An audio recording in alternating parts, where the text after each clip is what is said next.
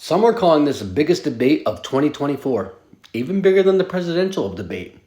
I think it may have some legs to this, but who is going to get into this college football playoff? I think there are 11 spots locked up already, regardless of what happens this weekend. I think there's a 12 spot that is very much in flux, and it really is dependent upon the results of what we're going to see this weekend. And I think the most important game right now is the ACC Championship game, because I think there are spots locked up. And let's go through them really quickly. So the SEC Championship game, Texas and Georgia, both of those teams are in no matter what. The Big Ten, Oregon and Penn State, both of those teams are in no matter what. That's 4. You're going to get a Big Ten champ in there, or Big 12 champ in there. And that's Arizona State or Iowa State. One of those is locked in. That's 5. You get a G5 champ, Boise State, UNLV, or Army. That's 6. Then you'll look at some of the at-larges here. Like you get the SEC, you'll have Tennessee. That's 7. And the Big Ten, you'll get Indiana and Ohio State. That's 9. Then you'll have Notre Dame there. That's 10. And then you're going to have the ACC champ. And then this is where it gets sticky. And this is why this game is the most important game for everyone else on the outside looking in. Because if SMU wins, that's an easy one. That's kind of what all these other teams on the outside looking in are hoping for. Because if SMU wins, then they're automatically in. If Clemson wins, that drops SMU down to the field of outside looking in who should get this 12th spot. And I think that is a very muddy conversation to start. Like you take Ole Miss and South Carolina and Alabama and Miami, that's already a muddy and tricky conversation. Now you add SMU to that conversation.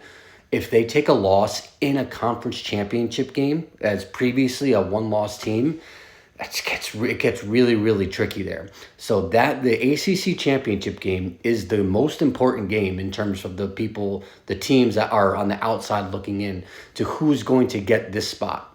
I think personally, if SMU loses, they should still get in. They're playing an extra game, and they will have one fewer loss than anyone on here, with the exception of Miami, who will also be a 2-loss team but didn't play in a conference champion. So I still think SMU should get in if Clemson ends up winning. But I'm not confident that the committee will do that.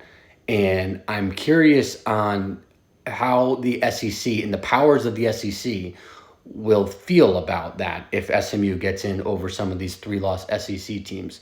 Because we all know that the Big Ten and the SEC and those TV contracts and the people that be in those worlds, they run the sport.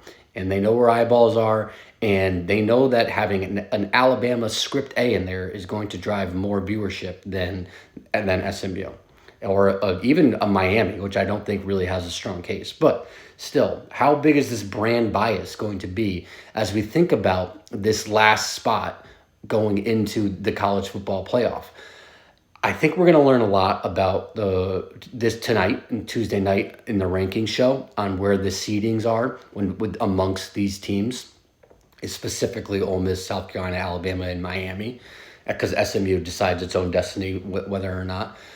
So I think we're going to learn a lot, but it is hard to decipher between the remaining teams. Like you'll have Ole Miss, who their best win is Georgia, have Alabama, their best win is Georgia. So those are 2 great wins. South Carolina, their best win is Clemson, but they lost to both Ole Miss and Alabama. So I really don't think that South Carolina has a shot to get in here. People are arguing that they've looked the best recently, and that's true. I do agree with that.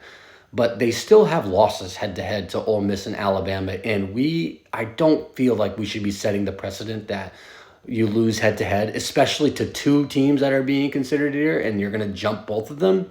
I don't think that the committee is going to set that precedent, nor do I think that they should, despite how I feel about them. Right? I do think that they're playing the best ball of anyone here. But they do have the losses to Ole Miss and Alabama. And then Miami has no really good wins. And they have, a loss to a Georgia Tech team that just took Georgia to 8 overtimes. And then that final loss to Syracuse. So, I mean, amongst the SEC teams, if they're not considering SMU, it's really hard to decipher between Ole Miss and Alabama. And I don't know who the better one is, or like who really should be in. I think a default would be Alabama because of the script A and because of their success they've had in the past. But I'm not sure that I agree with it. I don't know. It'll be tough. So we'll see what the rankings say tonight. But it is going to be an exciting night to see how this is going to shape out. Follow Big Body Ball CFB on all socials.